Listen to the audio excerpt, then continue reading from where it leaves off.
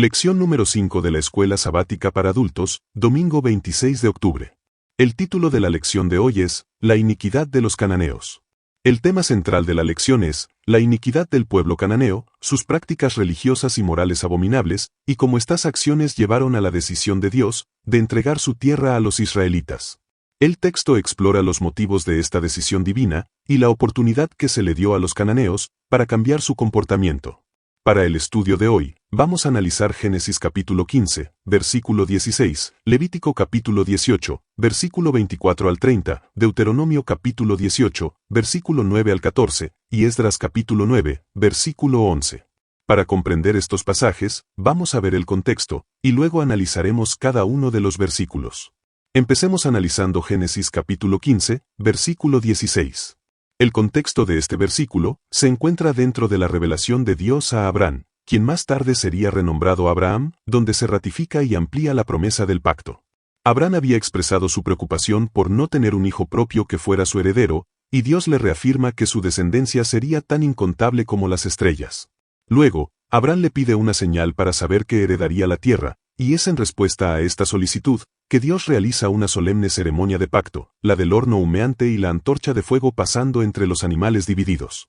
En el pasaje inmediatamente anterior a nuestro versículo, Dios profetiza que la descendencia de Abraham moraría en tierra ajena, sería esclavizada y oprimida por 400 años, pero que él juzgaría a la nación opresora y los haría salir con gran riqueza. Por lo tanto, el versículo 16 es parte de esta profecía divina, y explica el momento del regreso de su descendencia a Canaán. Es una promesa de liberación y herencia que mira hacia el futuro. En Génesis capítulo 15, versículo 16, dice, «Y en la cuarta generación volverán acá, porque aún no ha llegado a su colmo la maldad del amorreo hasta aquí». Este versículo se presenta como una aclaración divina que establece el tiempo para la posesión de la tierra prometida, por nuestra descendencia, luego de su esclavitud. El Señor nos revela que volveríamos a esta tierra en la cuarta generación. Desde nuestra perspectiva adventista, esta precisión temporal nos reafirma la soberanía y el conocimiento absoluto de Dios sobre el futuro. Él, que es fiel a su pacto, no solo promete la liberación y el regreso, sino que establece el momento exacto en que esto ocurriría. Esta cuarta generación se interpreta generalmente como un periodo de unos 400 años, mencionado en el versículo 13, lo que subraya la paciencia de Dios en la ejecución de sus planes. En este versículo, se nos revela también una razón moral fundamental para el retraso en la posesión de la tierra, la frase, porque aún no ha llegado a su colmo la maldad del amorreo hasta aquí. Esto nos enseña que Dios es justo y su juicio es llevado a cabo con paciencia divina. No despojaría a los habitantes de Canaán, mencionados aquí como los amorreos, una representación de los cananeos en general, hasta que su pecado hubiera alcanzado un límite irreversible. Como pueblo adventista, esta frase es un recordatorio poderoso de que existe un punto de no retorno en la historia del pecado individual y colectivo. Dios permite que la copa de la iniquidad se llene, otorgando tiempo para el arrepentimiento a las naciones. Cuando ese límite se alcanza, el juicio se ejecuta. Al mismo tiempo, nos recuerda que las promesas de Dios, como la de la tierra nueva, aunque conllevan una espera, son seguras y se cumplirán en el tiempo y la manera perfectos de Dios, que siempre armonizan su amor y su justicia. Debemos vivir con fe y paciencia, confiando en el tiempo divino, sabiendo que Él no se apresura ni se retrasa. El siguiente texto que vamos a analizar es Levítico capítulo 18, versículo 24 al 30. El contexto de Levítico capítulo 18, versículo 24 al 30, se encuentra dentro de las leyes de santidad y pureza dadas al pueblo de Israel, específicamente después de detallar una lista de prohibiciones sexuales y morales. Como adventistas, vemos estas leyes no solo como normativas para el antiguo Israel, sino como principios atemporales para una vida piadosa. Para nosotros, este pasaje subraya la conexión profunda entre la conducta moral del ser humano y el orden divino y terrenal. Israel debía ser una nación santa, distinta de las naciones vecinas, Egipto y Canaán, cuya inmoralidad se describe en este capítulo. Esta santidad no era solo ceremonial, sino, crucialmente moral. Vemos estos versículos como una advertencia solemne. La inmoralidad sexual y las prácticas abominables no son asuntos privados, sino que tienen consecuencias sociales y ambientales que contaminan la tierra misma. La idea de que la tierra vomitó a sus moradores nos habla de que la ley moral de Dios está inscrita en la propia estructura del universo. El pecado trae autodestrucción y juicio. Esto refuerza nuestro entendimiento del gran conflicto, donde el pecado es una transgresión de la ley de Dios que destruye la vida y contamina su creación. Nuestro llamado es a ser un pueblo que guarda los mandamientos de Dios y tiene el testimonio de Jesús, lo cual incluye adherirse a estos principios de pureza moral en un mundo cada vez más secularizado. Ahora que vimos el contexto, vamos a hacer un comentario de los versículos 24 al 30 de Levítico capítulo 18. Versículo 24. En ninguna de estas cosas os amancillaréis, pues en todas estas cosas se han corrompido las naciones, que yo echo de delante de vosotros. Este versículo nos presenta la advertencia de Dios de no amancillarnos con las prácticas inmorales recién detalladas. Vemos aquí una clara separación entre el estilo de vida de los escogidos y el de las naciones. Las naciones de Canaán se corrompieron a tal grado por su inmoralidad, que se hicieron indignas de permanecer en la tierra. Para nosotros, esto subraya la necesidad de una separación moral activa del mundo que nos rodea, manteniendo los altos estándares bíblicos en nuestras vidas, como el pueblo del remanente de los últimos días. Versículo 25. Y la tierra fue contaminada, y yo visité su maldad sobre ella, y la tierra vomitó sus moradores. En este versículo, se nos revela la seriedad del pecado. La tierra misma es contaminada por las iniquidades de sus habitantes. La imagen de que la tierra vomitó sus moradores, ilustra cómo el orden natural y moral de Dios reacciona al pecado. Como adventistas, vemos en esto una poderosa lección de que el quebrantamiento de la ley de Dios trae consecuencias cósmicas, no solo personales. El juicio de Dios es justo y necesario para restaurar la armonía en su creación, un principio que se extiende hasta la purificación final de la tierra, en el gran conflicto. Versículo 26. Guardad, pues, vosotros mis estatutos y mis ordenanzas, y no hagáis ninguna de estas abominaciones, ni el natural ni el extranjero que mora entre vosotros. Este versículo nos da el mandato directo de la obediencia. Debemos guardar los estatutos y ordenanzas, sin hacer estas abominaciones. Es sumamente relevante para nosotros notar que esta ley aplica tanto al natural, el israelita, como al extranjero que mora. Esto confirma que la ley moral de Dios es universal y no está limitada a una etnia. Estamos llamados a crear una comunidad donde todos, sin importar su origen, vivan bajo los principios de santidad de Dios, siendo un ejemplo de rectitud para el mundo. Versículo 27. Porque todas estas abominaciones hicieron los hombres de aquella tierra que fueron antes de vosotros, y la tierra fue contaminada. Este versículo actúa como un recordatorio histórico y una justificación del juicio venidero. Se nos recuerda que la maldad de la tierra de Canaán fue la causa de su destrucción. Para nosotros, esto es un llamado a la reflexión histórica. La caída de las naciones es una advertencia. No debemos imitar las costumbres abominables que llevaron a la ruina a las civilizaciones anteriores, sino que debemos aprender de su ejemplo, para no repetir sus errores. Versículo 28. No sea que la tierra os vomite por haberla contaminado, como vomitó a la nación que la habitó antes de vosotros. En este versículo, se intensifica la advertencia: si Israel peca, sufrirá el mismo destino que las naciones que desplaza. La tierra, al no tolerar la corrupción, actuará como un organismo que expulsa lo impuro. Como pueblo de Dios en la tierra, comprendemos que nuestra permanencia y éxito están condicionados a nuestra fidelidad moral. El pecado es una fuerza autodestructiva que, si se permite, nos llevará inevitablemente a la ruina, tal como sucederá con el mundo impenitente al final del tiempo. Versículo 29. Porque cualquiera que hiciere alguna de todas estas abominaciones, las personas que las hicieren serán cortadas de entre su pueblo. Este versículo establece la consecuencia punitiva: la persona que comete estas abominaciones será cortada de entre su pueblo. Vemos que el pecado grave no es un asunto privado, contamina a la comunidad y requiere una acción.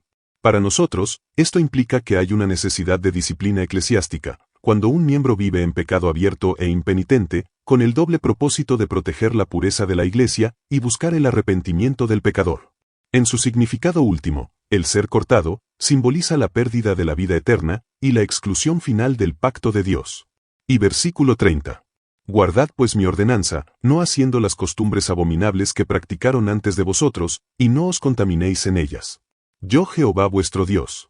En este versículo, el Señor concluye con una triple motivación para la obediencia. Número 1, guardar sus ordenanzas. Número 2, no hacer las costumbres abominables. Y número 3, reconocer su autoridad con la declaración: Yo Jehová vuestro Dios.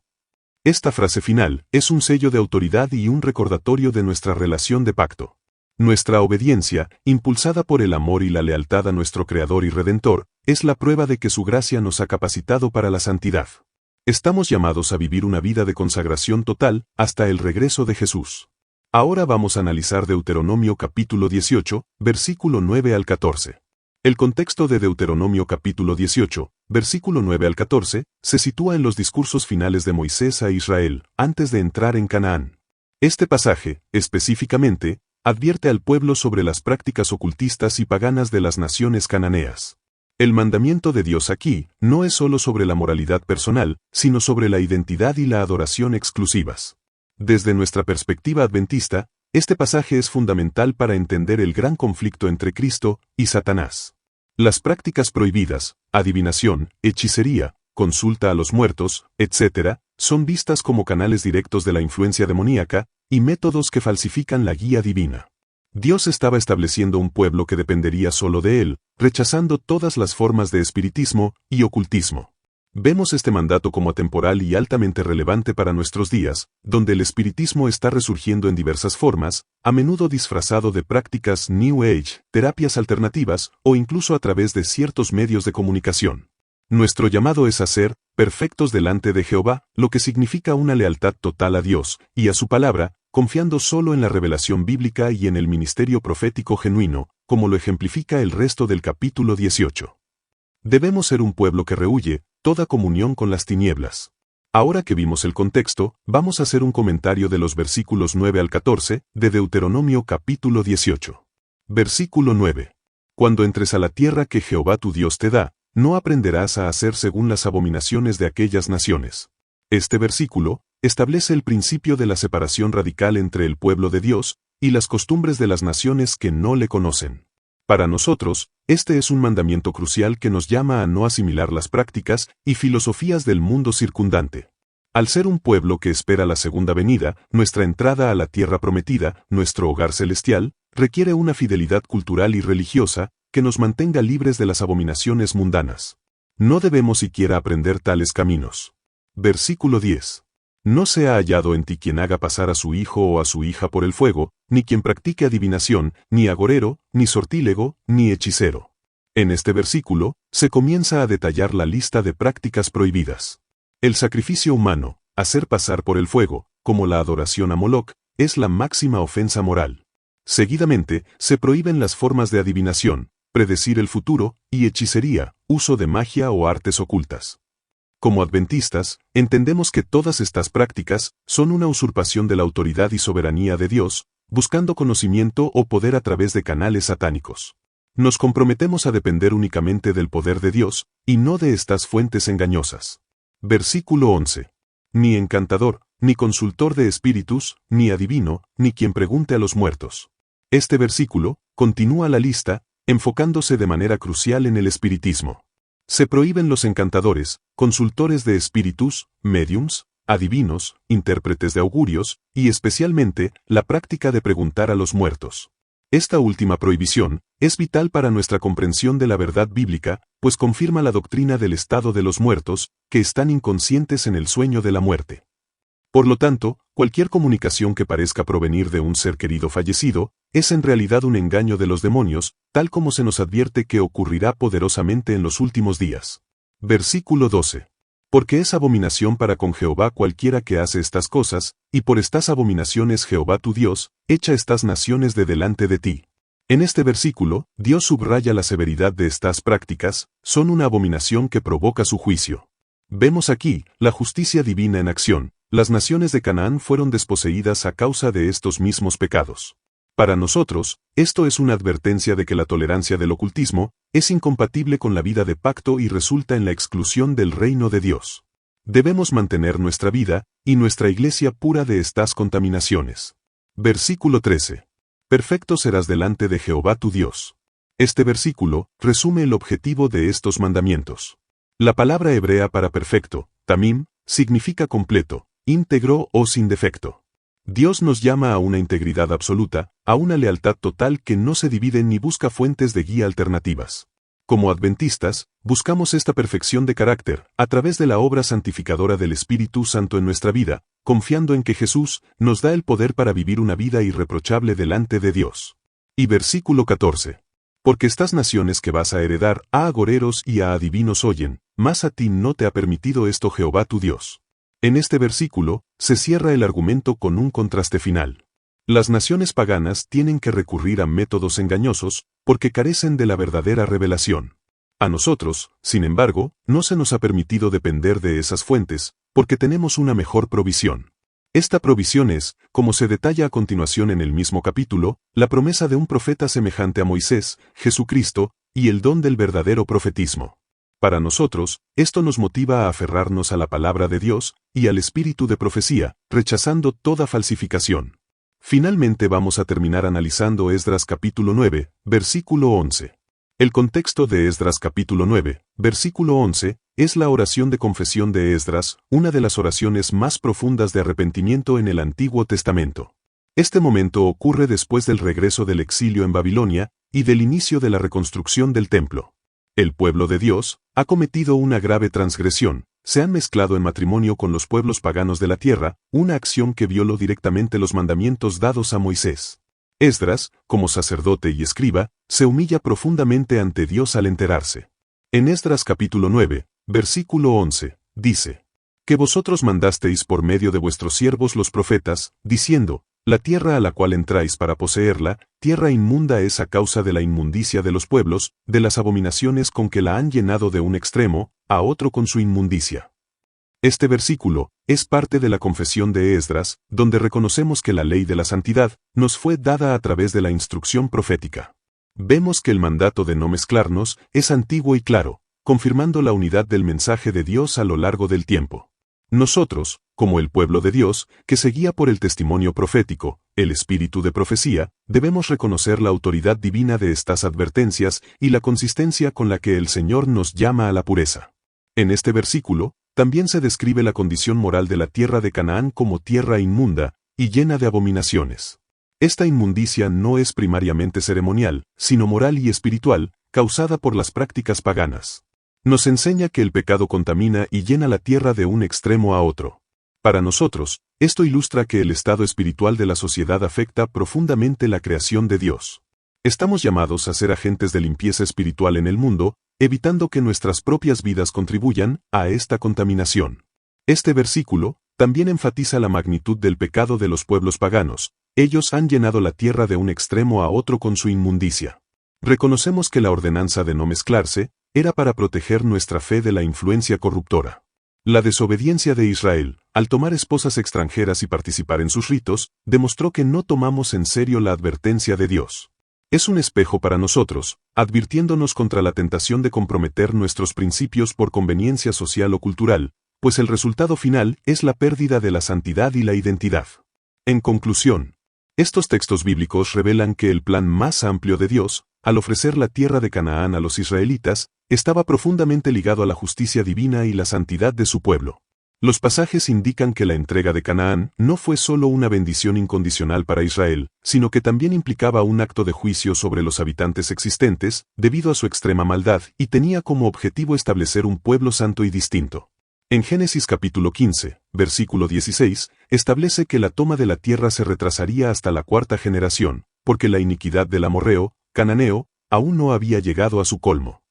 Esto muestra que Dios estaba esperando que la maldad de esas naciones alcanzara su límite antes de juzgarlas. En Levítico capítulo 18, versículo 24 al 30, y Esdras capítulo 9, versículo 11, describen la tierra como inmunda y contaminada a causa de las abominaciones de sus habitantes. Las naciones serían expulsadas porque sus prácticas, incluyendo pecados sexuales graves y rituales inmorales, habían corrompido la tierra, y ésta, por así decirlo, vomitaría a sus moradores. En Levítico capítulo 18, versículo 24 al 30, es una advertencia directa a Israel para que no se contaminen con las mismas prácticas por las cuales las naciones estaban siendo expulsadas. El propósito de darles la tierra era crear un pueblo que viviera de acuerdo con las leyes y ordenanzas de Dios. El incumplimiento resultaría en que la tierra también los vomitaría a ellos. En Deuteronomio capítulo 18, versículo 9 al 14, prohíbe específicamente a Israel adoptar las costumbres detestables de esas naciones, como el sacrificio de niños, la adivinación y la hechicería. La orden es ser intachable delante de Jehová tu Dios. En síntesis, el plan de Dios era doble. Número 1. Ejecutar el juicio sobre las naciones de Canaán, cuya maldad había llegado a su punto de no retorno. Y número 2. Apartar un pueblo santo, Israel, en esa tierra, que serviría como un ejemplo de vida en obediencia a sus mandamientos, en contraste con las abominaciones de los pueblos anteriores. ¿Y de qué manera podemos poner en práctica la lección de hoy, para nuestra vida espiritual? La lección sobre la iniquidad de los cananeos tiene una aplicación relevante para la vida actual, destacando las siguientes lecciones. Número 1. Consecuencias del pecado. La iniquidad de los cananeos demuestra que el pecado tiene graves consecuencias, tanto para los individuos como para la sociedad. Así como las prácticas de los cananeos los separaron de Dios, la persistencia en el pecado hoy en día crea una barrera entre las personas y un camino recto. Número 2.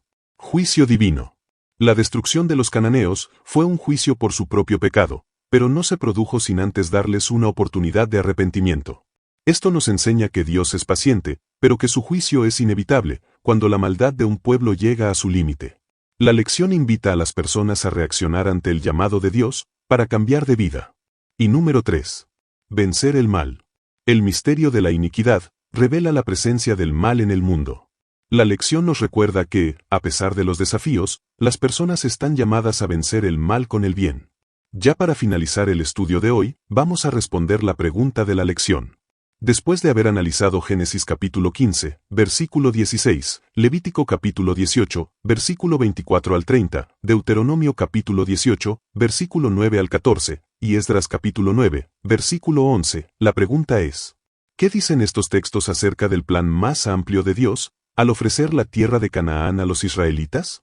Estos textos dicen que Dios ofreció la tierra de Canaán a los israelitas, como parte de su plan de juicio y restauración, expulsaría a las naciones por su corrupción y prácticas abominables, y daría la tierra a Israel para establecer un pueblo santo, que viviera según sus mandamientos.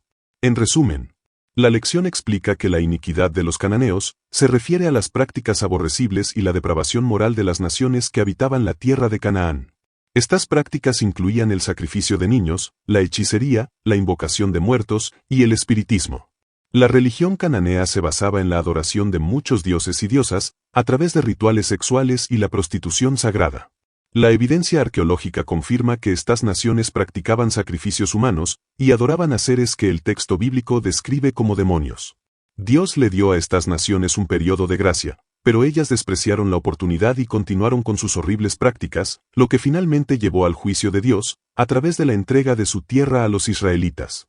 La iniquidad de los cananeos alcanzó su colmo en la cuarta generación de los amorreos, parte de los cananeos, lo que justifica el castigo divino. Finalmente vamos a terminar la lección de hoy, leyendo el comentario de Elena G. de White, que se encuentra en el devocional Conflicto y Valor, 22 de abril, página 118. En la toma de Jericó, el poderoso general de los ejércitos planeó la batalla con tanta sencillez, que ningún ser humano pudo atribuirse la gloria.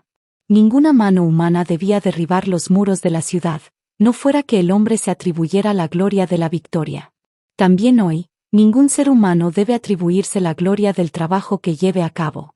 Solo el Señor debe ser magnificado. Oh, si los hombres comprendieran la necesidad de buscar a Dios para recibir instrucciones.